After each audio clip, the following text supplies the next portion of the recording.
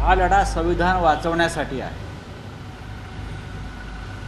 या देशाचं संविधान, या देशाची लोकशाही, या देशाचा कायदा, या देशाची संसद, या देशाची संसदीय लोकशाही, या देशाच्या लोकशाही संदर्भातल्या संस्था आणि संघटना याचा बचाव करण्यासाठी 143 खासदारांनी स्वतःचं बलिदान दिलेलं आहे.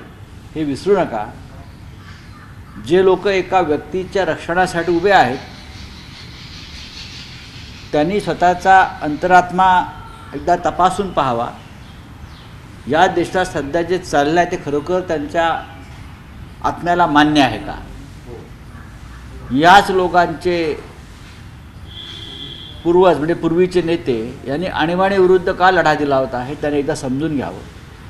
आणि मग 143 खासदारांची ज्या पद्धतीनं मुंडकी उडवलेली आहे. अमृत नोनी आर्थो प्लस, ये एक प्रूवन फॉर्मूला है. इसमें मौजूद नोनी फल के गुण और आयुर्वेदिक जड़ी बूटियां शरीर को जरूरी पोषक तत्व देने के साथ साथ हड्डियों और जोड़ों के घिसने, उनमें होने वाले सूजन और दर्द को रोकने में मदद करता है. दर्द मुक्त जीवन के लिए अमृत नोनी आर्थो प्लस. हे योग्य आहे का?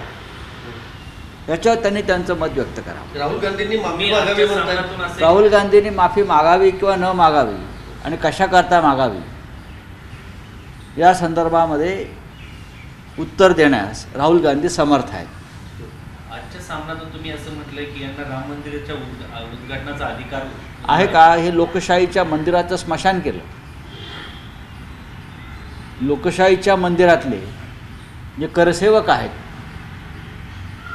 रखवालदार लोकशाहीचे करसेवक 143, त्यांचं बलिदान तुम्ही ज्या पद्धतीनं दिलेलं आहे ते पाहता ज्यांनी लोकशाहीचं मंदिर पायदळी तुडवलं त्याला राम मंदिराचा अशा प्रकारे सोहळा करून राजकारण करण्याचा अधिकार नाही, हे आमचं स्पष्ट मत आहे. प्रभू श्रीराम जर ह्या देशाचे राजे होते असं आपण मानतो, अयोध्येचा राजा होता आणि त्याची राजवट लोकशाही पद्धतीची होती, लोककल्याणकारी होती, लोकांचं ऐकलं जात होतं. त्याची लढाई रावणाशी होती. त्याच्या मनात रावणाविषयी सुद्धा, त्याच्या विद्वत्तेविषयी, त्याच्या भूमिकांविषयी आदर होता. हे आपण रामायणात पाहिलं असेल.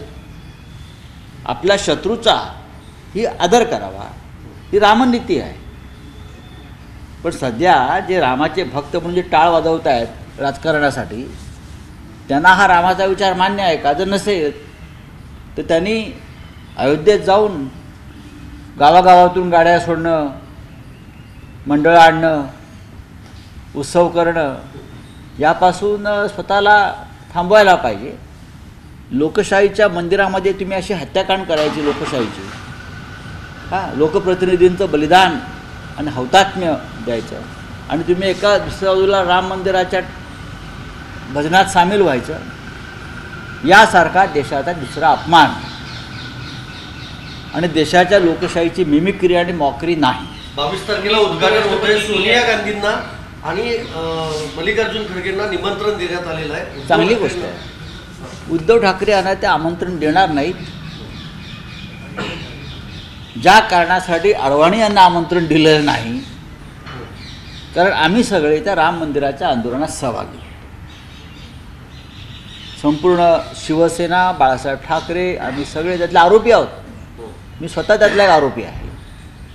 त्याच्यामुळे ज्यांनी त्याग केला आहे राम मंदिरासाठी, मग अडवाणी जे असतील, मुरली मनोहर जोशी असतील, उद्धव ठाकरे असतील, आम्ही सगळे असो, आम्हाला ते बोलवणार नाही त्याची आम्हाला खात्री आहे. ज्यांचं कोणतंही योगदान तिथे नाही त्यांचा तो सोहळा आहे.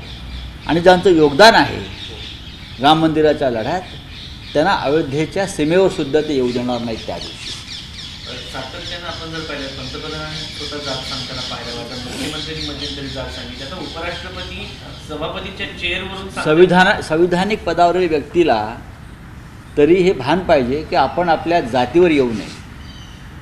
या देशाचे संविधान, जर तुम्ही संविधानाचे रक्षण करते आहात तर या संविधानामध्ये जात आणि धर्माला अशा प्रकारे उघड करून राजकारण करण्याची परवानगी नाही.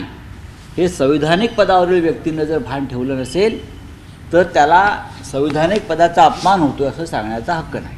ट्विटरवर एक ट्रेंड आहे की मुख्यमंत्री शिंदे राजीनामा देणार. मला माहीत नाही, कोडगे लोक राजीनामा देत नाहीत कोणत्याही देशभरात जगभरामध्ये. हिटलरने सुद्धा राजीनामा दिला नव्हता, त्याने आत्महत्या केली होती.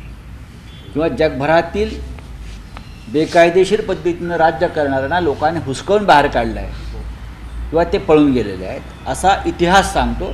माझं कोणाविषयी व्यक्तिगत मत नाही. आगामी काळात कोण मुख्यमंत्री होईल हे सांगता येत नाही, प्रत्येकाचे अच्छे दिन येणार आहेत असं फडणवीसांनी म्हटलं. त्यामुळे बाकीच्यांचा काय होणार असा प्रश्न उपस्थित झाला त्याच्यामुळे पुन्हा एकदा. पण माझ्या माहितीप्रमाणे फडणवीस यांचे अच्छे दिन येत आहेत. एक महत्वाचं आहे की जितेंद्र आव्हाड यांनी एक ट्विट केले सर, काल अधिवेशन संपल्यावर RSS आणि भाजपची एक बैठक झाली. त्या बैठकीत असं ठरलंय की भाजपनं स्वबळावर एकट्यानं लढावं, ज्यांच्यावर डाग आहे त्यांना सोबत घेऊ नये. जर एकटं लढलं तर भाजपला यश मिळू शकतं अशी शक्यता वर्तवली जाते आणि आव्हाडांनी तसा दावा देखील केला आहे. नाही, मला कल्पना नाही, बहुतेक त्यासाठीच राज्याचे मुख्यमंत्री हे RSS मुख्यालयात गेले असते. शिंदेनी काल बोलताना कंत्राटदारांसोबत गणित बिघडले असं म्हणत तुमच्या शिवसेनेवरती टीका केली. आदित्य राजामुळे वरुण राजा कृपा झाली आणि टेंडरचा पाऊस पडला असं बोलले. ते काय बोलले हे मी ऐकलं नाही. त्यांच्यासारखे खोटारडे राज्यकर्ते महाराष्ट्रावर राज्य करतायत, ज्यांनी मुंबई महापालिकेत सगळ्यात जास्त टेंडरबाजी केली. ते आमदार आणि तेव्हाचे स्टँडिंग कमिटीचे चेअरमन हे त्यांच्या मागेच बसले होते का हे सांगताना, त्यांच्या मागेच बसले होते, ज्यांनी सगळ्यात जास्त टेंडरबाजी केली, लक्षात घ्या. आणि ज्यांनी सगळ्यात जास्त घोटाळे केले असं म्हणतात. काही त्यांनी जे काय सांगितलं, काय कोविड असेल, अमुक असेल, काय खिचडी काढलं, ते सगळे टेंडरबाज लोक शिंदे गटामध्ये आहेत. नावं घ्यायची असेल मी आत्ता नावं घेईन, पण हे सगळे टेंडरबाज लोक, घोटाळेबाज लोक आज राज्याचे मुख्यमंत्री आणि त्यांच्या परिवारामध्ये सहभागी आहेत. आपण कोणाविषयी बोलतोय आणि काय करतो याचं भान कदाचित मुख्यमंत्र्यांना नसेल. भारतीय जनता पक्षानं लिहून दिलेलं भाषण वाचणं याच्या पलीकडे त्यांच्याकडे सध्या काही काम राहिलं असं दिसत नाही. कोविड घोटाळ्याचा विषय जर तुम्हाला सांगायचा असेल तर काही दिवसापूर्वी मी स्वतः मुख्यमंत्र्यांना पत्र लिहिलेलं आहे या संदर्भात. जळगाव जिल्ह्याचे पालकमंत्री गुलाबराव पाटील यांनी जळगावमध्ये कोविड काळात औषध खरेदीसह अनेक विषयात केलेला कोट्यावधींच्या घोटाळ्याची चौकशी करावी असं पत्र शिंदे गटाचेच एक आमदार चिमणराव आबा पाटील यांनी एकनाथ शिंदेंना दिलं आहे की नाही हे स्पष्ट करावं. ते पत्र माझ्याकडे आहे आणि माझं त्या संदर्भात संबंधित व्यक्तींशी बोलणं झालं आहे. आणि त्या घोटाळ्यामध्ये साधारण तो 27 कोटीचा घोटाळा आहे. त्या घोटाळ्यामध्ये त्यावेळचे सिव्हिल सर्जनना निलंबित करण्यात आलं होतं आणि त्याचे सगळे धागेदोरे हे गुलाबराव पाटील पालकमंत्री यांच्यापर्यंत पोहोचतात. हे त्यांच्याच पक्षाचे आमदार फुटीर चिमणाबा पाटील यांनी मुख्यमंत्री एकनाथ शिंदे यांना पत्राद्वारे ही माहिती दिलेली आहे. काय म्हणतात एकनाथ शिंदे? आधी तुमच्या आजूबाजूला जे बसलेत ना मांडीवर, भ्रष्टाचाराने तुमची मांडी चेपली आहे, ती मांडी चेपली आहे, पिचपचित झाली आहे, असे लोक तुमच्या मांडीवर बसलेले आहेत. तेव्हा आधी चिमणाबा पाटील यांनी केलेल्या तक्राराची चौकशी करा कोविड घोटाळ्यातील, आणि मग तुम्ही मुंबई महानगरपालिकेपर्यंत या. मग आम्ही महापालिकेत नक्की काय घडलं, तेव्हा कोणामुळे घडलं आणि घडवणारे कसे आहेत तुमच्या आजूबाजूला आहेत आणि त्यांना तुम्ही कसं अभय दिलेलं आहे आणि त्यांना वाचवण्यासाठी तुम्ही कसे खोटे आरोप करताय हे आम्ही पुराव्यासह सादर करू. काल वित्त व लेखा समितीचा अहवाल आलेला आहे त्यामध्ये बघा, महाराष्ट्रातल्या या प्रश्नांविषयी आता दिल्लीत मला विचारू नका. सर, 2 पक्ष यापूर्वी फोडलेले आहेत, आता तिसरा पक्ष फोडायची भाजपची तयारी अशा पद्धतीचा गंभीर आरोप जयंत पाटलांनी केला आहे. मग तिसरा पक्ष म्हणजे काँग्रेस म्हणायचे जयंत पाटलांना? नाही, मला कल्पना नाही त्याविषयी, पण भारतीय जनता पक्षाचा साधारण तो एक अजेंडा आहे देशभरात. उद्या यातले काही लोक परदेशात जाऊन परदेशातले पक्षही फोडतील, कारण ते त्या नशेत धूत आहेत. पक्ष फोडण्याची एक चिलीम त्यांच्याकडे आहे, ते चिलीम मारून ते पक्ष फोडायला निघतात त्या धुंदीत आणि त्या नशेत. चला, ठीक आहे, धन्यवाद. CRPC संदर्भात राज्यसभेमध्ये अमित शहा कायदा विधेयक मांडणार आहे त्याच्यावरती विरोधकांनी प्रचंड विरोध केलेला आहे. केलाय. त्यांचं म्हणणंच ऐकून घेतलं जात नाहीये. कोणाचं? विरोधकांचं. विरोधकांचं म्हणणं जर ऐकलं असतं तर 143 खासदारांची मुंडकी नसती उडवली. विरोधकांचं म्हणणं लोकशाहीत ऐकावं लागतं.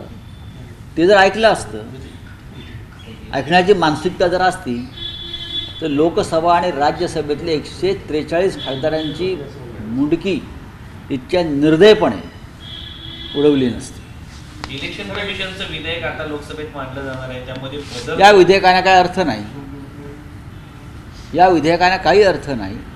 सरकारला कायदेशीर मार्गाने जी हुकुमशाही प्रस्थापित करायची आहे त्यासाठी हे सगळी विधेयकं, ही क्रिमिनल लॉ बदलणं किंवा इतर काही कायदे बदलणं हे धोरण सुरू आहे. चला.